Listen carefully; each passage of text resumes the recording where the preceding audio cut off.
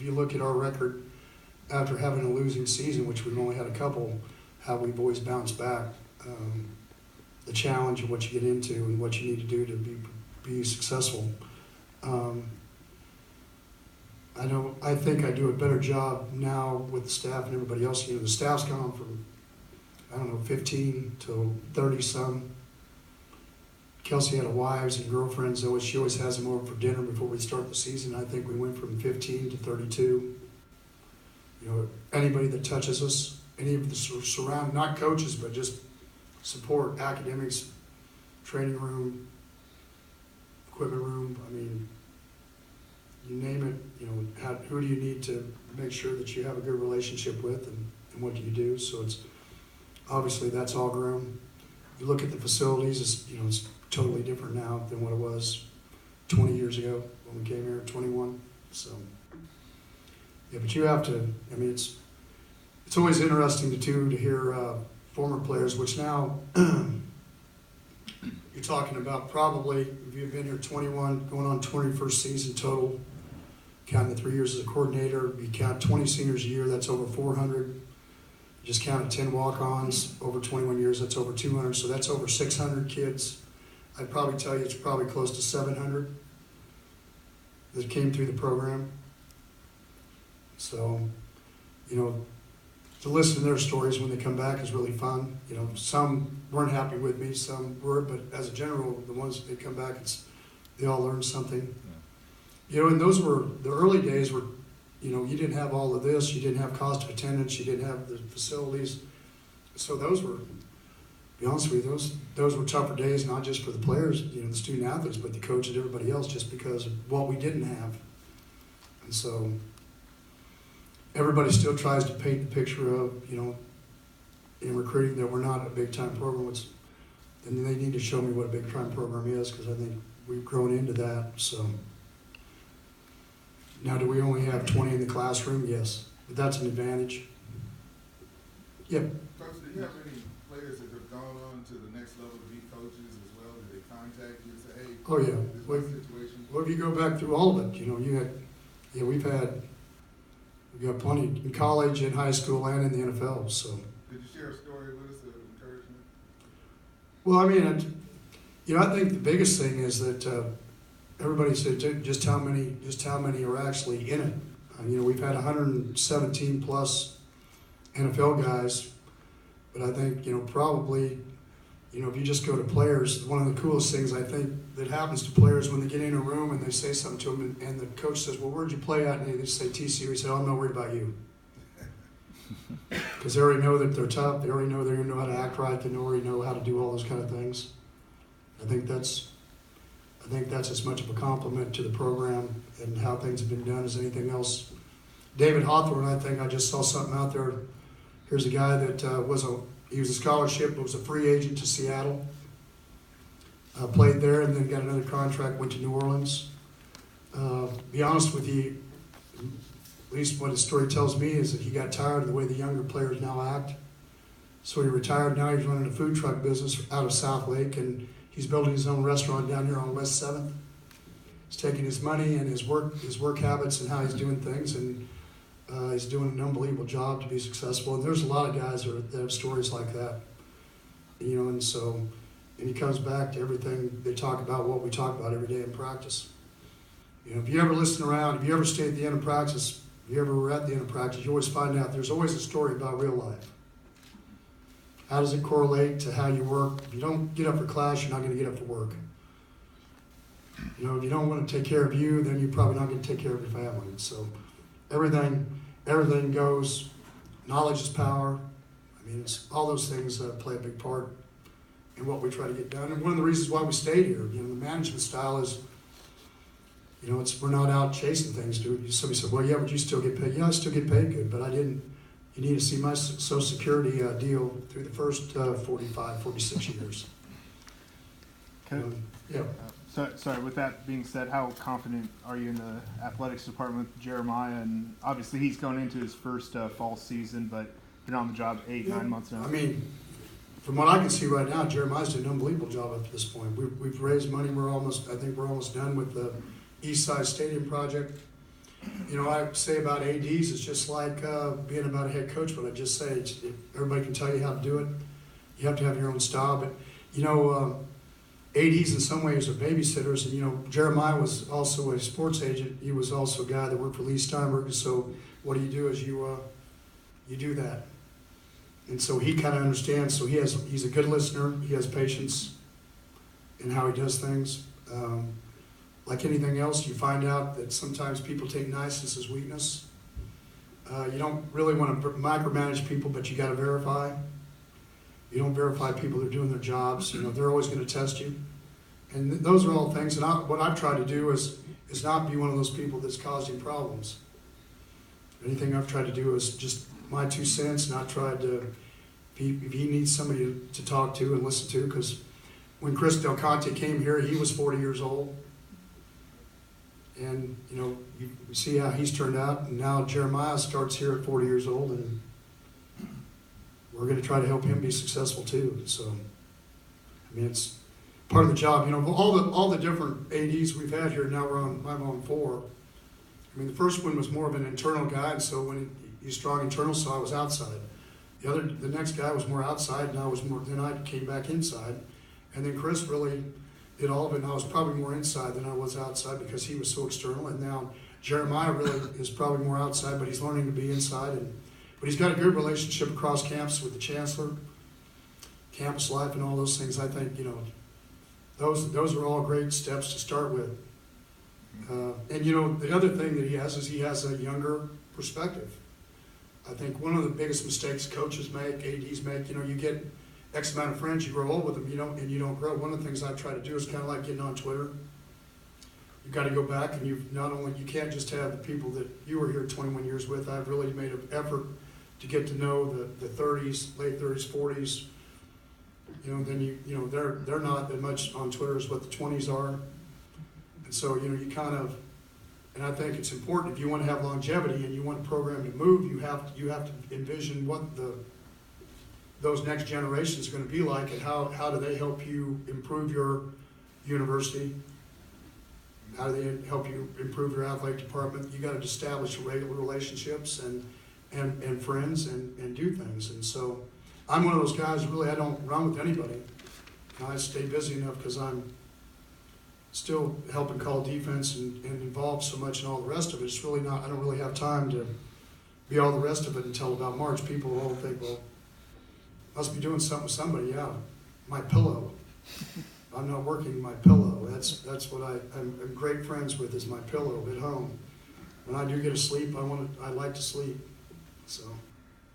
Coach, you always look for a sense of urgency to start a season. I know you talked about that before. Is there one this year? Do you have one that is driving this team and you? Well, we always have one goal: give the seniors the best season they can possibly have. That never changes.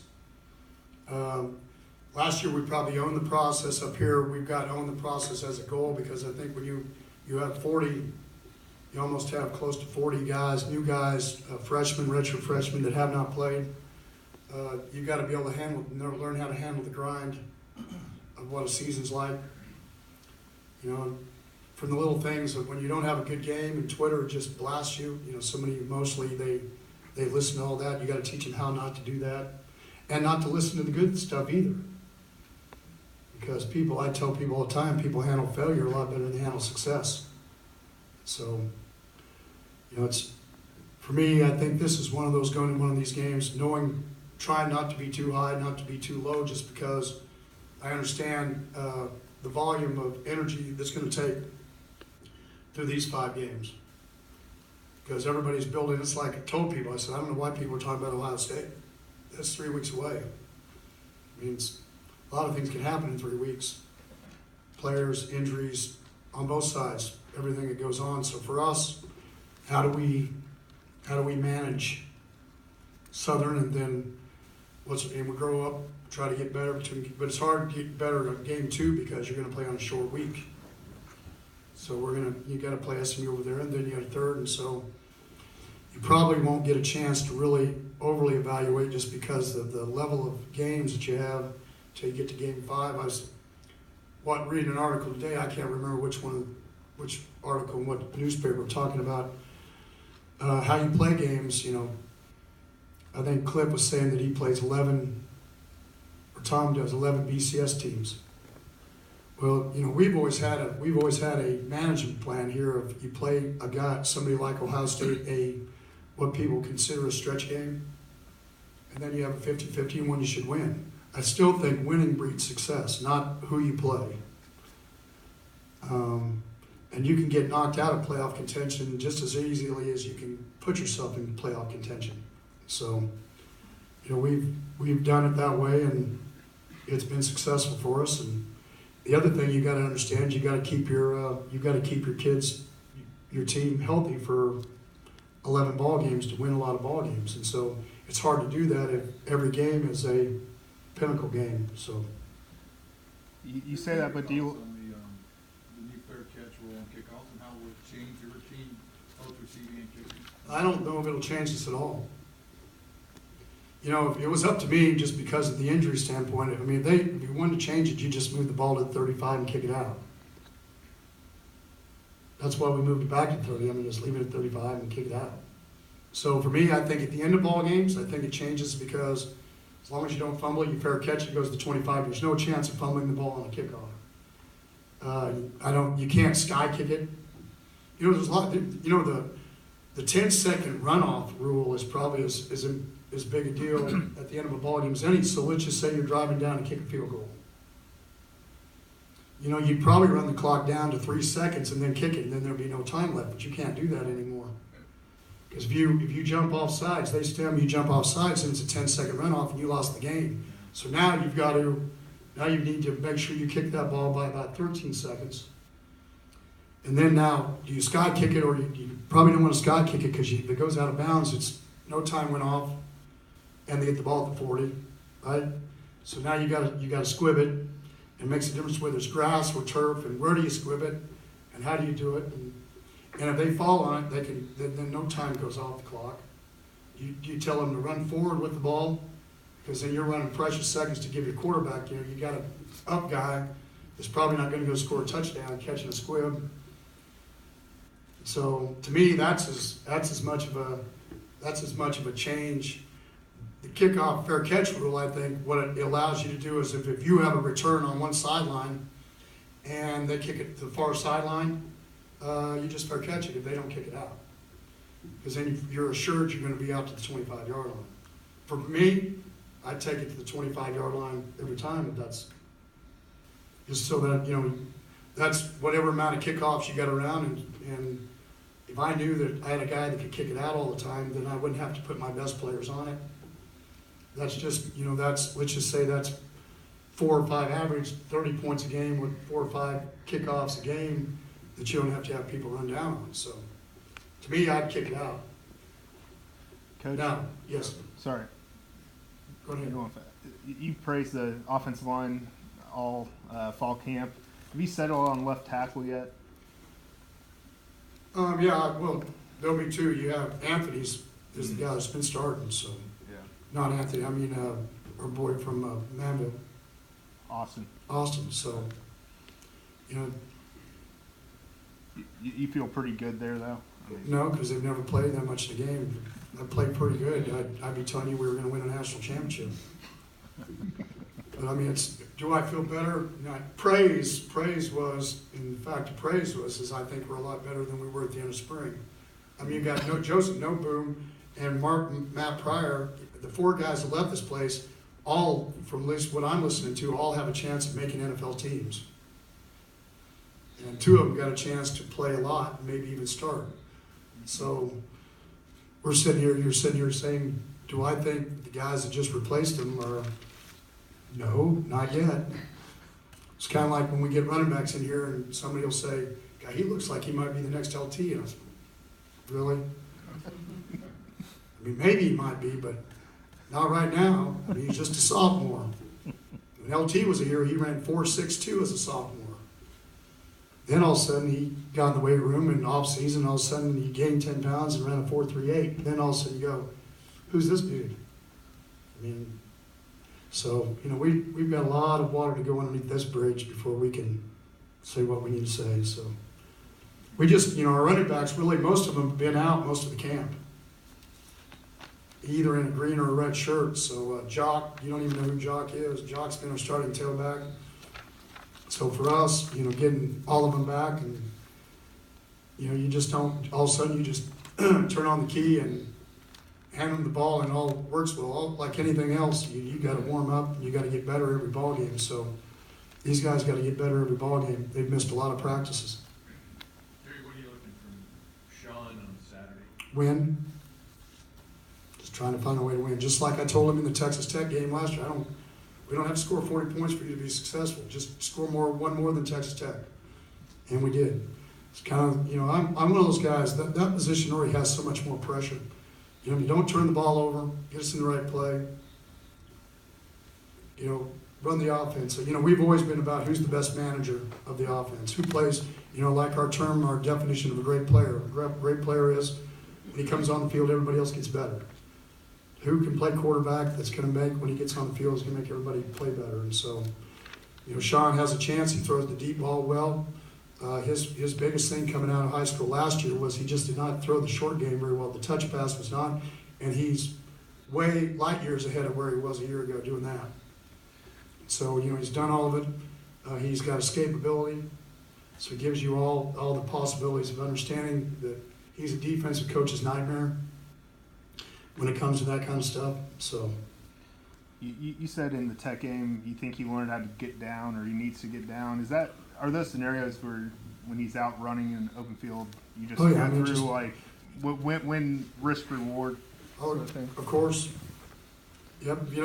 There's a lot of plays left in this season of 12 ball games. Hopefully more than that. So you got to think you average 60 or 70 plays on offense. So if you do that times 12, that's a lot of plays, and so you can't decide to run over the whole world. There's some fourth downs you may do, but the rest of it you need to understand what you're trying to. It's all about getting back to the huddle. Coach, you named Terrell Cooper as your starting defensive tackle. Can you talk about him for a minute? Well, it's going to be a 4 or 5 man rotation. He's a young redshirt freshman. There really is not anything to tell. I'm hoping he plays well. Last year we had to play a true freshman, a redshirt freshman. They turned out okay. He's going to get his chance now, so. Well, hopefully he does that. Mike Hepley's moved in there. Brandon Bowen's played some in time. We've rotated a lot of guys that'll be part of that rotation at end and at tackle. So, it's like anything. Everybody'd like to have juniors. The good part is Corey's played a lot. Mike's played at end a lot. So you got guys that understand our ends have done a good job. So. We got to do a good job communicating, get moved around. These guys shift in and out of things all over the place, and so you've got to be smart about how you get lined up and how you do things. So, Coach Garrett Wallow is another guy that was kind of banged up early on in camp, but is listed as a starter for Saturday. What has he done to earn that spot? Well, he was a guy we're going to move linebacker anyway. He's got coverage abilities and he's tough and he can run. So, again, he's one of those that we'll see. He's like a former linebacker, Jason Phillips. You got to turn him down 4 notches. Don't call anything crazy the first couple snaps because he probably won't ever even know that you called a different defense. So you got to slow down. So your mindset now with a young roster, I mean, you set your starters. Are you in mindset of you just let them go out there and make their mistakes, or is there? We're here to win. Yeah. If I didn't think Garrett was, we got 4 guys. Juwan, Alec Dunham. Ty can move back there. Ty's playing some in. Rico, they've all played. Our strong safeties, I don't know if you guys do much on defense. We slide into 4-3 defenses all the time. So our strong safety plays linebacker, 20% of the season because they slide in and play linebacker all the time. So that's what Traven Howard was. We knew he could be a good linebacker because we watched him at the strong safety position, slide in the position and do things. Rico did the same thing. So it's one of those things where you can't play as redshirt freshmen. One of the things we down here, we don't train them to try to be redshirt freshmen here. We train to win and to be the best defense, one of the best defenses in the league and in the country. And that's why a lot of kids say they come here, well, here's what you said you wanted to be when you got here. So here's how we're gonna try to get that done. I know Kenny Hill, I know, still, wants to play, but do you think now that he's been on your staff for a month as a student coach, you think that could be an option for him in the future as well? Oh, I don't know. I haven't talked to him about coaching. I know this much. I think he's been a steady hand listen to, especially because he was in a couple of NFL camps. He's been a very steady hand to help Sonny just talk to Sean, because he was his mentor a year ago playing. So to have a guy come back as a student assistant finishing, that played in this offense, understands what he's supposed to be seeing in the offense from a player perspective, not letting. I've noticed since he's gotten back, Sean's, both really him and Mike, all of them have become a lot more calm, because you got another guy in their ear just saying, it's going to be all right. Here's what I went through this too. I went through this, and this is what happened, and so, I'm sure we're going to have our ups and downs. So, I mean, I don't really have much to worry about. I think I saw where we have a 17% chance to beat Ohio State and 23 to beat Texas. So, I mean, I'm anxiety free. It's bring on my golf clubs in March. So, you guys did me a favor. I don't. Nobody thinks I can win anyway. So Here we go. Well, I know Kenny and Aaron talked about playing that Alliance football at the startup. I know you coached briefly in '92 in Oregon. What do you remember from that experience? And do you think these startup I went leagues have 6 a weeks shot? and didn't get paid. They dropped the league, and so I was without a job. And fortunately for me, Charlie Weatherby gave me a job at Utah State, because my other job they'd given it away, and I was jobless. So it was a great learning experience. Let me just say that to you. So 2 more questions. Gary, this weekend is Davy Day. What does it mean to have TCU tied to a name like that in college football world? And is Davey O'Brien? Yeah. Again, well, I think it's cool, obviously. Again, for me, I've been so busy with trying to grow up young guys and trying to prepare for Southern. People were asking me Ohio State questions. I'm really, you guys, if you know me very well, I have one focus here now. I mean, I see the other things going around me, but it's, when I get into two-a-days and I get into the season, you only get 12 chances. You only get 12 chances to be successful. So here's what it is. So if you try to do all the rest, master all the other things, I mean, you just can't be that person. That doesn't mean that I still don't act like a CEO and make decisions and do all the other, but there's times in the day I do that. But in the first game, especially this week, you're trying to make sure that you don't leave. I mean, we had an extensive special teams, with the new redshirt rule. How do you, because you got to change how you practice. Usually you just work to get too deep. Then you're not gaining an advantage with the rest of those players that we talked about earlier. And that's one of the things I saw. It's assistant coaches. Yeah, well, they're going to get to a guy that's going to protect him. Well, you want a guy to play in these first couple ball games early, get it, and then because as the season goes on, it becomes even more pressurized. And then, so a guy doesn't play, and then you're going to put him in. You don't think he can handle this ball game. What do you think he's going to be like in that ball game? And so your mindset has to change from what we've ever done to how you get younger guys on the field. And you get 4 games and you can redshirt them, but how do you get guys on the field? And so, how can you cut down on a Garrett Wallet, which was a great special teams guy last year, and get him down to 2 special teams? He can't be starting on all 4 and still play linebacker, not in the state of Texas early, where heat index, whatever it's going to be Saturday at 11 o'clock. You've got to not unless you want him to cramp up by the middle of the third quarter. So we got to we just have to have better plans for guys running down and doing things. This goes back kicking the ball out of the end zone with the kickoff if you can. So. That Heisman Trophy out there, though, that means, even though it's 80 years ago, that means quite a bit. Oh yeah. Well, and I don't mean to play it any less than that. For me, it's just, that's a big day. But if I get beat by Southern, I'll promise you they won't remember that it was Davey O'Brien Day.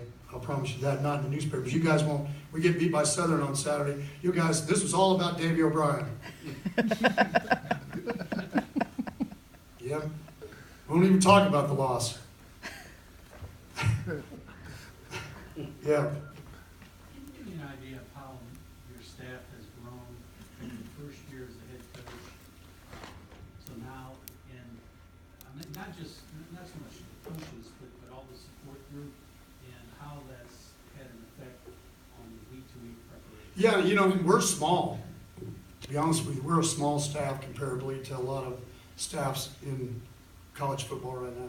As far as all the support groups, as far as in the recruiting areas and all the other places we are. And so, you know, we have, I think, 5 analysts, 3 on, you know, their offense, defense, special teams, and then 3 that help us in other aspects. And then you have your 6 GAs and you have your 10 full-time coaches. I mean, that's real small comparably to most staffs doing it. I kind of live under the Belichick attitude of every time you add somebody, you have to have another conversation about how things need to be done and how you do things. And so, you know, the other thing that I like is that I like my younger coaches, the guys in a lot of those roles, and we have some that are older in those roles, but I also want them to wear more hats. If you want to make it in this profession, kind of like it is in the media now, if you can't do your own video, you can't edit it, you can't cut it, you can't do all of it, it's hard to be able to do all that stuff, right? And so the same thing goes with the young coach. If he can't recruit, he can't draw cards, and he can't evaluate film, and by the time he leaves as the GA, if he's just a computer guy and breaks down the plays, it's hard because that's not with all the analysts, everybody said, well, there's going to be a lot of movement in college football this last year because of the 10th coach. Well, there wasn't. Why? Because of all the analysts. Everybody just raised somebody up. And so how do you, because I think everything in our program, how do you grow people up and how do you make them become somebody? So our GAs, they're part of Project Shadow. They've got 3 guys that are at risk, because that's what, if you go to a Division II 1AA school, how do you train them to get a guy to trust them, make sure they're going to class, help them, be their parent, their mentor, because that's what you're going to have to do. If you get a great player at that level, there's a great chance there's a reason why he's there. And then you also, how do they draw cards? How do they evaluate film? How do they just go down the line? Because when they leave our place, I want them to go be successful. Because it's not, sometimes it's who you know, not what you know when you get there, but what you know keeps you there. And so, you know, we've got, like in our ambassador program that we started, I don't know, 4 or 5 years ago, we've got like 7 girls and guys working in NFL and other college campuses. Like Emily's, she's now one of the heads at UCLA recruiting, got one at Texas State, got one at West Virginia, now at Pitt. You just go down the league, we got, I think, one with Green Bay, got one with the Giants. Am I correct on both of those 2? And we had a couple just go to Southern Miss. And so we didn't start the program to get them in. I'm sure they didn't come to TCU for that reason, to get that major, but people are getting jobs. What were you originally doing here? They were just ambassadors. They were part of the chancellor's ambassadors with the chancellor's office and helping us in game day recruiting. And so they come over and they have office hours, but they, you know, all of a sudden that's what Rachel is. Rachel, that runs our ambassador program, assistant football operations, she was an ambassador, and then she was the president, and then we hired her as a GA in compliance. She's really good. She got hired by Oklahoma State in compliance. When our ambassador deal, she opened up, she came back here, and she's like a second wave of making sure that we make no mistakes in that area. And so really her and Brett Lemoyne, our high school, which was a high school coach, counselor, they've been 2 of my best hires. 2 of my best hires in the last 15 years. I mean, they do an unbelievable job behind the scenes. And we have a lot of people that do that. You know, if you're going to be successful, you're going to have a bunch of people behind you, and I think so. It makes it a lot easier on my behalf, because they're like the old MASH show, Radar. You know, you turn around, you got a question, there you have the answer, right? Hey, Ray, I'm sorry I asked. Right? Last couple. Since I got here early. And by the way, we're playing a football game.